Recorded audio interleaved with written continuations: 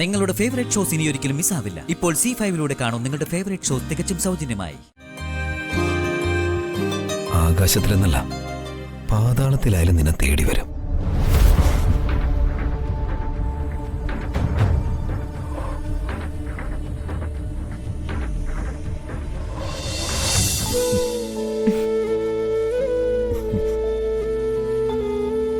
എന്താ നിർത്തിക്കളഞ്ഞത്? ഈ ചിത്രം ആരുടേതാണെന്ന് മനസ്സിലായോ? പിന്നെ മനസ്സിലാവാതെ കൊച്ചു കുട്ടികൾ പോലും വിളിച്ചു പറയും ഇത് എന്റെ ചിത്രമാണെന്ന്. അത്രയ്ക്ക് പെർഫെക്റ്റാ. മതി, ഈ അംഗീകാരം മാത്രം മതി എനിക്ക്. വർഷ ഡ്രോയിങ് പഠിച്ചിട്ടുണ്ടോ? ഞാനൊന്നും പഠിച്ചിട്ടില്ല. പിന്നെ എങ്ങനെ ഇത്ര മനോഹരമായി വരയ്ക്കാൻ പറ്റുന്നു? ഏട്ടന്റെ രൂപം സദാസമയവും എന്റെ മനസ്സിലെങ്ങനെ നിറഞ്ഞു നിൽക്കുകയല്ലേ. ആ വിശാലമായ നെറ്റി, പുരികം, ഉണ്ട കണ്ണുകൾ, ശംഖ് കടഞ്ഞെടുത്ത പോലുള്ള കഴുത്ത്. അയ്യോ മതി മതി മതിയേ, ദേ ഞാനങ്ങ് പറന്നു പോവും. അതല്ല ഏട്ടാ, ഞാൻ സത്യം പറയാ. ഈ രൂപം ഓർത്തോണ്ട് ഒരു ബ്രഷോ പെൻസിലോ കയ്യിലെടുത്താ മതി, പേപ്പറില് ഏട്ടന്റെ രൂപമായി അത് പടർന്നിറങ്ങും. കൊള്ളാം. ഞാനും മനസ്സിന്റെ കടലാസിൽ സ്വപ്നത്തൂലിക കൊണ്ടൊരു ചിത്രം വരച്ചിട്ടുണ്ട്. എന്റെ പ്രിയപ്പെട്ടവളുടെ ചിത്രം. അയ്യോ ടെൻഷൻ അടിക്കണ്ട. രവിവർമ്മ ചിത്രങ്ങൾ പോലെ ഞാൻ മനസ്സിൽ വരച്ചിട്ട ആ മുഖത്തിന് ഈ മുഖത്തിന്റെ ഛായ.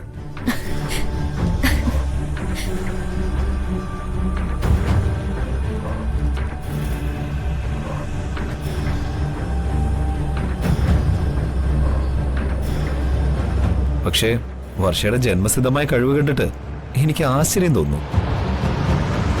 ഇത് കഴിവ് മാത്രമല്ല, ആ മനസ്സിൽ ഞാൻ എത്രത്തോളം ഉണ്ടെന്നുള്ളതിന്റെ അടയാളപ്പെടുത്തൽ കൂടിയാ. ഏട്ടാ വേണ്ട, വെറുതെ ഓരോന്ന്. വെറുതെ അല്ല, നീ അത്രത്തോളം എന്നിലൊരു ഭ്രാന്തായി മാറിക്കഴിഞ്ഞു. പ്രണയത്തിന്റെ മുഴുവട്ട്. പ്രണയത്തിന്റെ മുഴുവട്ടോ? അത് നല്ല പ്രയോഗം. യെസ്. എനിക്ക് നിന്റെ ഈ കണ്ണുകളിലേക്ക് നോക്കി. മതി, ഇനിയും പറഞ്ഞ പ്രണയിച്ച് കൊതി തീരാത്ത ഒരു അപ്സരസായി മാറും ഞാൻ. പിന്നെ എന്നെ കാണണമെങ്കിൽ ഏട്ടൻ ആകാശത്തിലൂടെ പറന്ന് പറന്ന് നടക്കേണ്ടി വരും.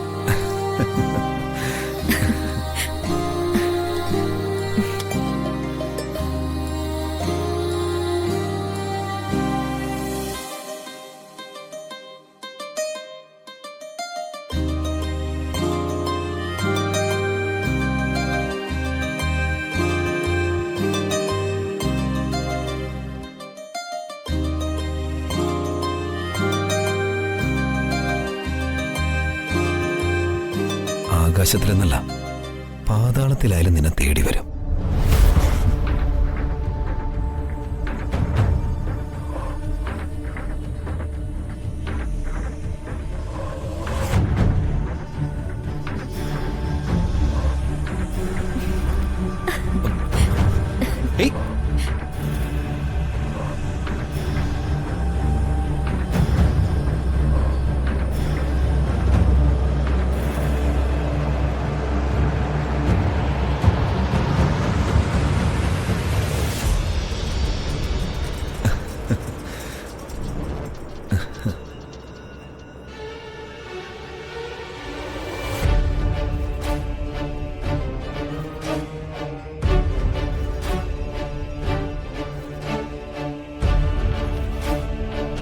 വർഷേ, വർഷേ, നാളെ പരീക്ഷയാണെന്ന കാര്യം മോള് മറന്നോ? എന്താ പഠിച്ചോണ്ടിരിക്കുകയാണോ?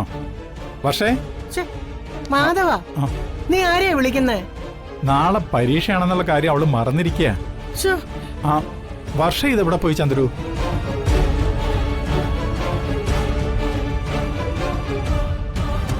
വർഷ കല്യാണം കഴിഞ്ഞു പോയ കാര്യം നീ മറന്നോ മാധവ? ഓ, ഞാനതങ്ങ് മറന്നു. ആ വയസ്സായി വരികയല്ലേ, ഓരോരോ ഓർമ്മ പശകള്.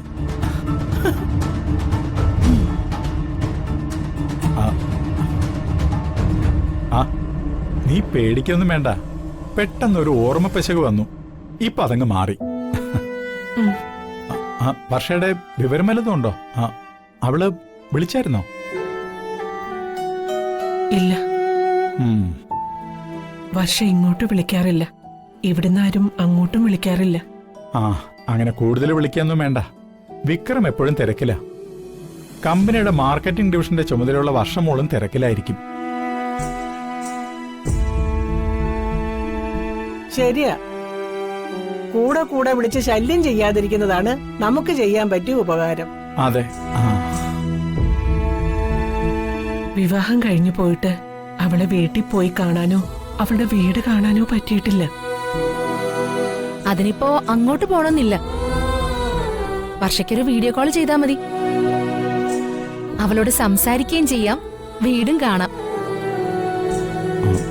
എത്ര തിരക്കാണെങ്കിലും വിളിക്കേണ്ട കാര്യത്തിന് വിളിക്കണ്ടേ? പരീക്ഷയുടെ കാര്യം വർഷ എന്തായാലും ഓർമ്മിപ്പിക്കണം. അവൾ ഉഴപ്പാൻ പാടില്ലല്ലോ. ഒന്ന് വിളിക്കാം അല്ലേ അച്ഛാ? മോള് വിളിച്ചോ?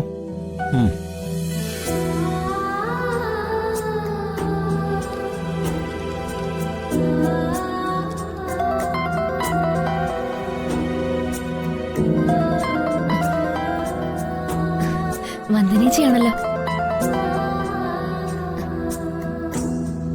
ആ ചേച്ചി, അവിടെ എന്തൊക്കെയുണ്ട് വിശേഷം? ഇവിടുത്തെ വിശേഷങ്ങളൊന്നും നീ അറിയണ്ട. എനിക്ക് നിന്റെ വിശേഷങ്ങൾ കേട്ടാ മതി. നീ എന്തെടുക്ക അവിടെ? ഏട്ടൻ കുളി കഴിഞ്ഞ് വരുമ്പോ കഴിക്കാൻ എന്തെങ്കിലും കൊടുക്കണം. നാളെ നിനക്ക് എക്സാം ആണെന്ന കാര്യം ഓർമ്മിപ്പിക്കാൻ വേണ്ടി വിളിച്ചതാ. ഓർമ്മയുണ്ട് ചേച്ചി, എക്സാമിന് വേണ്ട പ്രിപ്പറേഷൻസ് ഒക്കെ നടത്തിക്കൊണ്ടിരിക്കുക. എത്ര തിരക്കാണെങ്കിലും നാളെ എക്സാമിന് പോകുന്നുണ്ട്. നിന്റെ ഭർത്താവ് പഠിക്കാനൊക്കെ സമ്മതിച്ചോ? സമ്മതിച്ചു. പുറത്തൊന്നും പോവാതെ എക്സാമിൽ മാത്രം കോൺസെൻട്രേറ്റ് ചെയ്യാനാ ഏട്ടൻ പറഞ്ഞേ. സന്തോഷം. ഞാനിതേ അച്ഛന്റെ കയ്യിൽ കൊടുക്കാം. അച്ഛൻ അടുത്തുണ്ട്. ഹലോ മോളെ. ആ അച്ഛാ. നീ ഇപ്പൊ വിളിക്കാറില്ലല്ലോ. തിരക്കൊണ്ടായിരിക്കും അല്ലേ? അല്ല അച്ഛാ, എക്സാമിന്റെ ടെൻഷൻ ഉണ്ട് എനിക്ക്. കല്യാണം കഴിഞ്ഞ് പോയത് ഓർക്കാതെ മോള് വീട്ടിലുണ്ടെന്നുള്ള ധാരണയില് പലപ്പോഴും ഉറക്കം നിന്റെ പേര് വിളിച്ചോണ്ട് അച്ഛൻ വീട്ടിലേക്ക് വരാറ്. നിന്റെ അമ്മയും എന്റെ അമ്മയും ഒക്കെ എനിക്ക് ശരിക്കും വട്ടാണെന്ന് വിചാരിച്ചിരിക്കുക. ഇളയ കുട്ടിയായ എന്നോട് അച്ഛന്റെ സ്നേഹം ഇത്തിരി കൂടുതലാ. എന്ന് വെച്ച് ഇങ്ങനെയുള്ള കാര്യങ്ങളൊന്നും കാണിച്ച് അവരെ പേടിപ്പിക്കരുത്. അച്ഛാ, ഞാനൊന്ന് സംസാരിക്കട്ടെ? ഇവിടെ നിന്നോട് സംസാരിക്കാൻ വേണ്ടി പിടിവലി നടക്കുക. ഫോൺ ഞാൻ സുചിത്രയ്ക്ക് കൊടുക്കാം. ഹലോ വർഷേ. പറയട്ടെ. ഇപ്പോ നിങ്ങളുടെ ഹണിമൂൺ കാലമാണെന്ന് അറിയാം. ഡൗൺലോഡ് ചെയ്യൂ C5 ആപ്പ്. കാണൂ എല്ലാ എപ്പിസോഡുകളും സൗജന്യമായി.